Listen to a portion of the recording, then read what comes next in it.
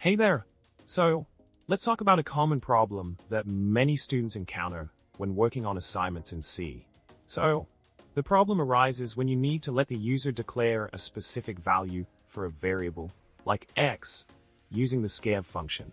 In this case, the user needs to input x as 1.825 10 squared, but the program keeps exiting when trying to read this input.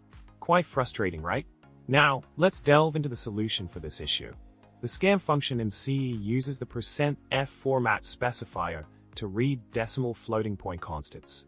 The value 1.825 10 squared should be input as 1.825 times 10 squared to be recognized correctly. This format allows the program to interpret the value in scientific notation and prevent it from crashing. It's crucial to input values in a format that the program can understand to avoid unexpected errors. In summary, when working on C assignments, it's essential to input values in a format that the program expects to prevent it from crashing unexpectedly. Remember, when using the scanf function with the %f format specifier, input decimal floating point constants in a way that C can recognize, like 1.825 times 10 squared.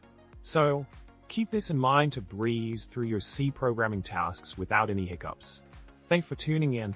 Don't forget to like, comment, and subscribe for more tech tips and programming insights.